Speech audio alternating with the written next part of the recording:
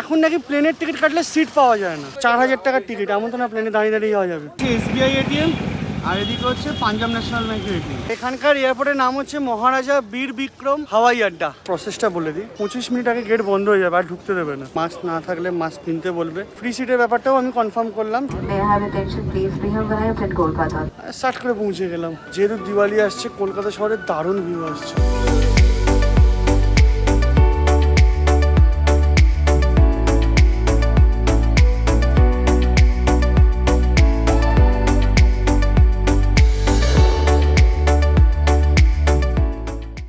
Hello বন্ধুরা, welcome to রাইডেrescaped YouTube channel. তো finally আজকে ত্রিপুরা থেকে বেরোনোর টাইম এসে গেছে। আজকে হচ্ছে 22 তারিখ আর এখন বাজে হচ্ছে সকাল 10:30। তো মেনলি আমার ফ্লাইট আছে হচ্ছে 7:30টার সময়, ইন্ডিগোর ফ্লাইট। আমি একটু আগে বেরোচ্ছি কারণ লোকাল সাইট সিনের যে জায়গাগুলো কিছু কিছু গেছিলাম আর কিছু কিছু বন্ধ ছিল, সেগুলোকে এখন কভার করব, যেটা তোমরা অলরেডি আগরতলা লোকাল সাইট সিনের ভিডিওতে দেখে নিয়েছো। আজকে একটা অটো ভাড়া করেছি 1000 টাকা। আবার রেডি হয়ে গেছি। তোমাদেরকে ঘরটা দেখাই। এটা ছিল হচ্ছে ঘর, তোমাদেরকে দেখিয়েছিলাম। আর এখানে যে জানলা আছে সেখান থেকে গেলে দেখতে হবে, দেখো অটো স্ট্যান্ড। দেখো এদিকটা হচ্ছে তোমার স্টেশন আর এটা হচ্ছে হোটেল ত্রিপুরেশ্বরী। দাদা আসছি 2 মিনিট এই দোকান থেকে। এবার তোমাদেরকে কোথায় কোথায় খেতাম দেখাচ্ছি, দাঁড়াও। মেনলি এই সংস্কার হোটেলেই খাবার খেতাম। 2বার খেয়েছি বিরিয়ানি, একদিন খেয়েছি রুটি আলু মটর, একদিন খেয়েছি রুটি মিক্স ভেজ।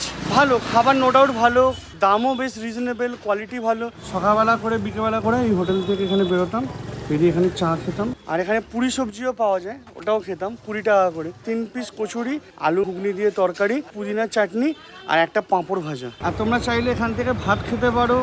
আর ইনফ্যাক্ট এই রাস্তায় যদি একটু যাও, এখানে একটা হোটেল আছে আর সামনে 2টো হোটেল আছে। এসবিআই এটিএম আর এদিকে হচ্ছে পাঞ্জাব ন্যাশনাল ব্যাংকের এটিএম। তো চলো এবার বেরোই। আজকে প্রচণ্ড গরম বেড়েছে। এই ভিডিওটা এবার এখানে পজ করছি, একবার দেখা হবে হচ্ছে এয়ারপোর্টে যখন যাব তখন। চলো টাটা।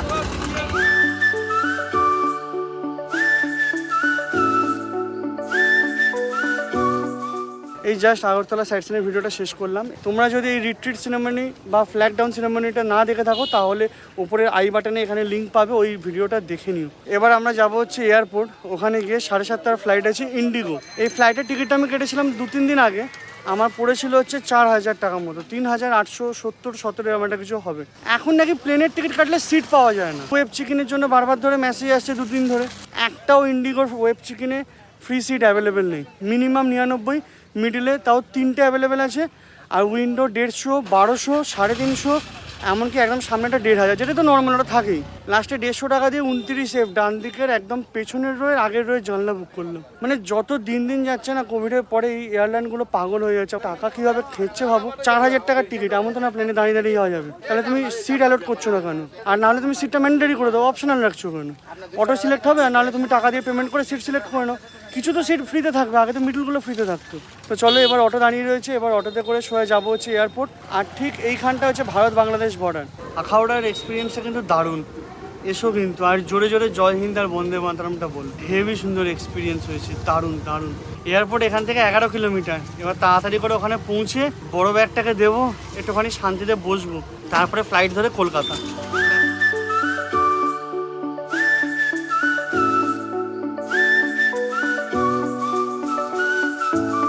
ফাইনালি পৌঁছে গেছি এয়ারপোর্টে। এখানকার এয়ারপোর্টের নাম হচ্ছে মহারাজা বীর বিক্রম হাওয়াই আড্ডা।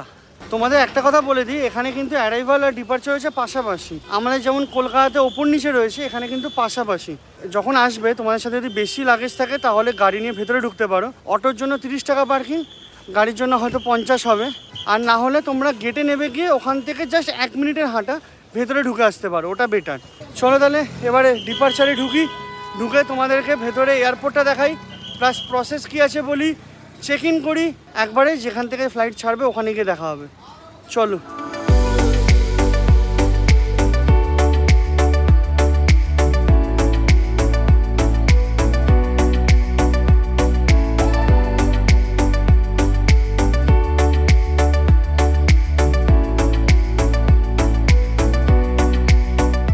বোর্ডিং পাস পেয়ে গেছি, ভেতরে ঢুকে গেছি। তোমাদেরকে এবার একটুখানি প্রসেসটা বলে দিই। প্রথমে ডিপার্চার দিয়ে ঢুকবে, তোমাদেরকে মাস্ক না থাকলে মাস্ক কিনতে বলবে। ডান দিকে চলে যাবে, ওখানে গিয়ে হিন্দুস্তান ট্যুর অ্যান্ড ট্রাভেলস থেকে 30 টাকা দিয়ে মাস্ক কিনতে পারো, বা তোমরা সঙ্গে ক্যারি করো, ওটা সব থেকে ভালো। তারপরে ওখান থেকে ঢুকে গিয়ে প্রথমে ব্যাগেজ চেক করাবে, এক্স-রে হবে ওখানে, সেটা তারপরে তোমাকে যে এয়ারলাইন্স থেকে যাচ্ছ সেই এয়ারলাইন্সে কাউন্টারে জমা দিতে হবে। এবার কাউন্টারে গিয়ে তুমি যদি ওয়েব চেক ইন করে থাকো তাহলে তোমাকে টিকিট বা ওয়েব চেক ইনটা দেখাতে হবে, তাহলে ওরা সঙ্গে সঙ্গে তোমাকে এরকম একটা বোর্ডিং পাস প্রিন্ট করে দিয়ে দেবে। এবার যদি ওয়েব চেক ইন না করে থাকো, তোমরা মেন গেটে টিকিট দেখিয়ে ঢুকেছো, সেই ক্ষেত্রে তোমরা কাউন্টার থেকেও বোর্ডিং পাস নিতে পারো, যেটা মাঝখানে 250 টাকা চার্জেবল ছিল, এখন আপাতত ফ্রি। এবার তোমাদেরকে যেটা বলেছিলাম যে ফ্রি সিট নেই, ফ্রি সিটের ব্যাপারটাও আমি কনফার্ম করলাম। সেটা হচ্ছে যখন ওয়েব চেক ইন করবে তখন যদি কোনো সিট সিলেক্ট না করে ডাইরেক্ট স্কিপ করে দাও, তাহলে ওটা ফ্রি সিট হিসাবে অ্যালট হবে। ফ্লাইট ছাড়ার 12 ঘন্টা থেকে 3 ঘন্টা আগে তুমি তোমার মোবাইলে ইমেল আর SMS পাবে তোমার সিট নাম্বার সহ বোর্ডিং পাস।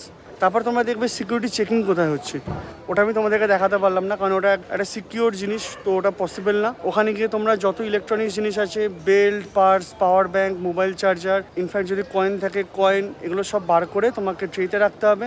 ব্যাগ একটা সেপারেট ট্রেতে রাখবে, দিয়ে তারপর তোমাদের চেক হবে যে তোমাদের সঙ্গে আর কিছু আছে কিনা। যদি তোমাদের সাথে লাইটার বা মাচিস কিছু থাকে সেগুলো ফেলে দেওয়া হবে।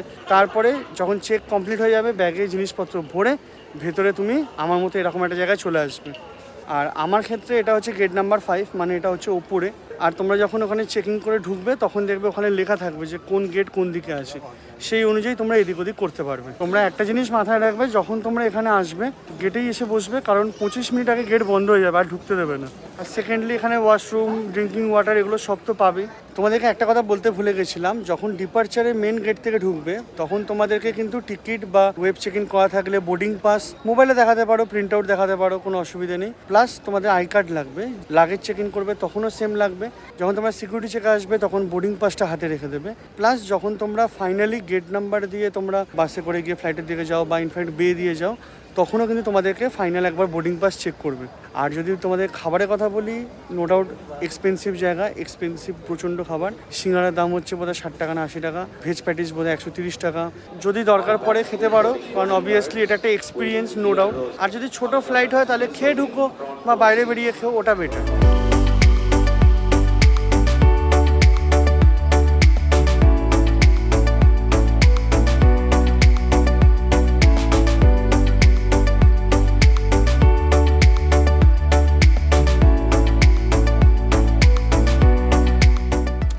এবার তোমাদেরকে কিছু সুবিধার কথা বলে দিই। হ্যান্ড রেস্টের সুইচ আছে, মারলে সিট পেছনের দিকে যাবে, আবার ওটাকে টিপলে তাহলে সিটটা উঠে আসবে। সেকেন্ড হচ্ছে যদি খাবার অর্ডার দিতে চাও তাহলে 6C ম্যাগাজিন থেকে তোমরা মেনু কার্ড পাবে, অর্ডার দিতে পারো বা QR স্ক্যান করে অর্ডার দিতে পারো। থার্ড, এখানে তোমার টেবিল আছে, তোমার নবটা ঘুরিয়ে টেবিল খুলতে পারবে, কাজ করার জন্য বা খাওয়ার জন্য ইউজ করতে পারো। আর ফোর্থ হচ্ছে এখানে পকেট আছে, ওখানে safety manual, 6C magazine, plus হচ্ছে তোমার কোনো জিনিসপত্র রাখতে চাইলে রাখতে পারবে, যেমন আমি পাওয়ার ব্যাঙ্ক রেখেছি।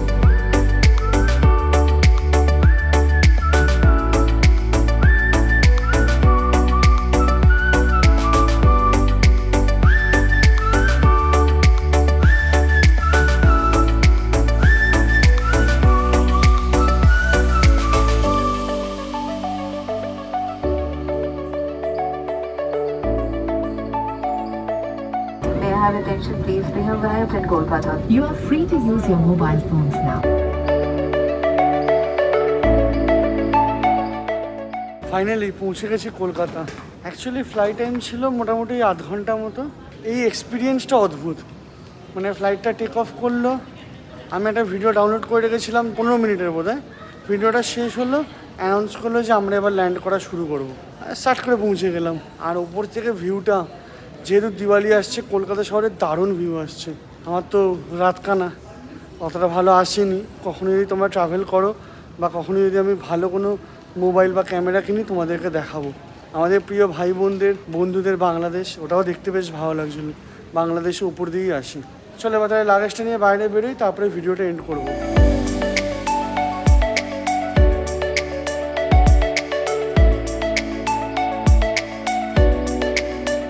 ওভারঅল জার্নি খুব ভালো। তোমরা যদি ত্রিপুরা থেকে এখানে আসতে চাও, আগরতলা থেকে আসতে পারো।